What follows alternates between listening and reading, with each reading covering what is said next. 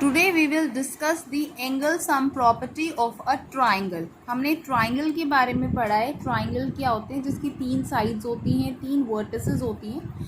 इसकी angle sum property क्या है? इसकी एंगल सम ये प्रॉपर्टी है कि अगर हम ट्राइंगल के तीनों एंगल के सम को, if we add all the 3 angles of a triangle, then the sum is equals to 180 degree. Now here it's a triangle ABC। एक ट्राइंगल है ABC, और हमें बताया आपको कि ट्राइंगल के तीनों एंगल का सम क्या है, 180 डिग्री। हमें इसको प्रूव करना है। इसको प्रूव करने के लिए हम इसके लिए क्या करते हैं, सबसे पहले BC के पैरेलल एक लाइन ड्रॉ कर लेते हैं। ये जो A से ही एक्सटेंड हो रही है ईस्ट की तरफ और D की तरफ। Let's from point A draw a line DE parallel to BC। हमने क्या करा है, DE को पैरेलल कर लिया है DC के। नेक्स्ट, जब हमने DE को BC के पैरेलल कर लिया है, तब आप देखेंगे, यही फिगर मैं यहाँ दोबारा बना रही हूँ क्योंकि आपको दिख नहीं रही है वहाँ से। This is 1, this is 2, this is 3 and this is DE, और इसको लिए 4 और इसको लिए 5। This is B and this is C। अब आप देखें, DE जो है BC के पैरेलल है। अगर DE BC के पैरेलल है और हमें क्या करना है, प्रूफ करना है कि एंगल सम प्रॉपर्टी क्या होती है, 180 डिग्री। तो अब आप देखेंगे, जब DE BC के पैरेलल है तो एक बार AB ट्रांसवर्सल है और एक बार AC ट्रांसवर्सल है। 2 ट्रांसवर्सल्स कट रहे हैं यहाँ पर, one is AB and another one is AC।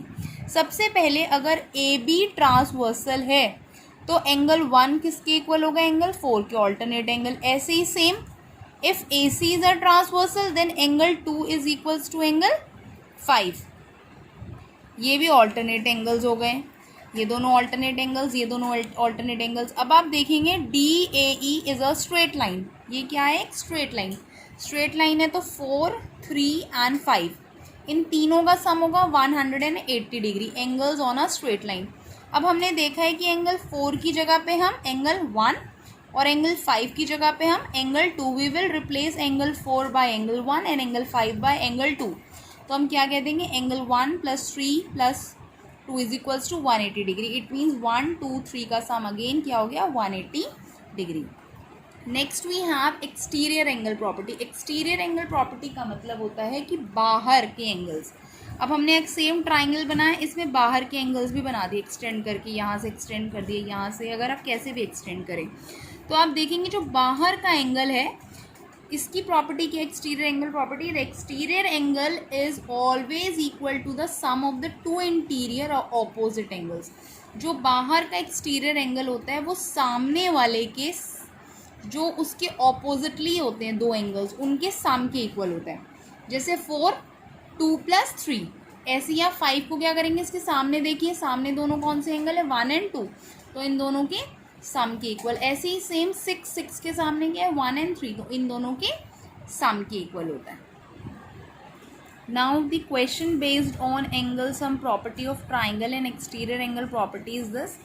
In this figure side QP and RQ, triangle PQR के 2 पॉइंट्स को, 2 साइड्स को अगर मैं T तक और X तक एक्सटेंड कर देते हैं, ये तो बाहर का angle SPR is 135 and PQT is 110, then find angle PRQ।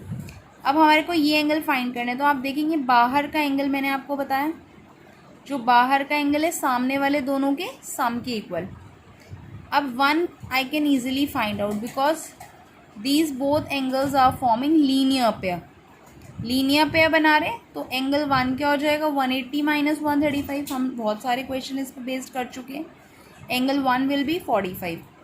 Now next, अब हमें पता है 1 भी पता है, बाहर का भी पता है। इन अगर तीनों में से if we know any 2 angles, then we can find out third one very easily. Now I can put 110 equals to angle 1 + PRQ, दोनों के सम के इक्वल, because this is exterior angle property. This is 110, this is 45 and this we have to find. तो angle PRQ क्या हो जाएगा, 110 - 45। आप और क्या कर सकते थे, जैसे आपने यहाँ एंगल 1 निकाला, ऐसे ही से 2 लेकर ये भी फाइंड आउट कर सकते थे। फिर आप एंगल सम प्रॉपर्टी भी लगा सकते थे। इसे करने के 2-3 मैथड्स हैं। आप एंगल सम प्रॉपर्टी भी लगा सकते हैं और एक्सटीरियर एंगल प्रॉपर्टी भी, जिन क्वेश्चंस पे एप्लीकेबल होती है।